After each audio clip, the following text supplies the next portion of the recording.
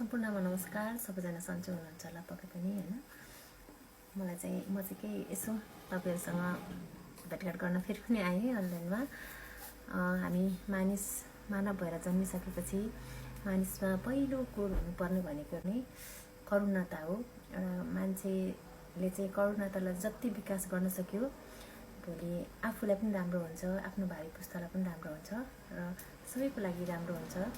हामीमा त्यो करुणा नहुनाले, त्यो विकासको कम हुनाले अथवा त्यो ज्ञानको कम हुनाले चाहिँ कति धेरै घटनाहरू घट्छ हैन, कति धेरै हिंस्रक घटनाहरू घट्छ।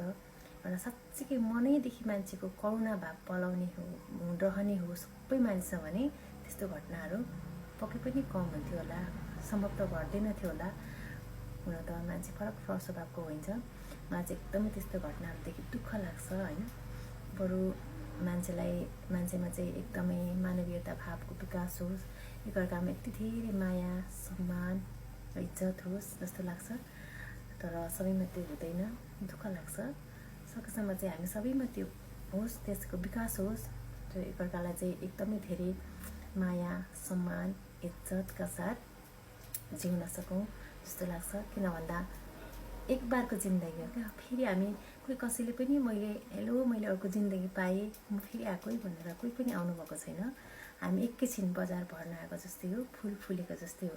सुरुमा बिरुवा जस्तै हामी पनि जन्मन्छौँ, जन्मपछि बिस्तारै वयस्क हुन्छौँ, हुर्किन्छौँ, हुर्केपछि केही समयपछि हामी बिस्तारै फुल फुले जस्तै सुरुमा फुलको पिरा बस्छ, फगरिन्छ, बिस्तारै ओइलाउँछ, छर्छ। हामी पनि त्यसरी नै बिस्तारै झर्छौँ, फुल जस्तै ओइलाउँछौँ र एक दिन हामी माटो अथवा खरानी धुवा भएर सकिन्छौँ।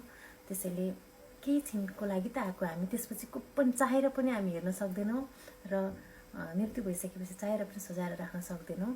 त्यसैले हामी अहिले जे छौँ, जस्तो अवस्थामा छौँ, एकअर्कालाई माया गरौँ, इज्जत गरौँ, एकअर्काको ख्याल गरौँ। पछि घुमिसकेपछि त्यो चिज फेरि पाइँदैन। जुन चिज अहिले छँदा नै तपाईँले त्यसको कदर गर्नुहोस्, त्यसको महत्त्व बुझ्नुहोस्। गुमाइसकेपछि त पछुताउनु बाहेक त्यसको कुनै विकल्प हुँदैन। त्यसैले सबैजनाले हुँदा नै छँदा नै कदर गर्नुहोस्, त्यसको महत्त्वलाई बुझ्नुहोस् भन्न चाहन्छु साथीहरू।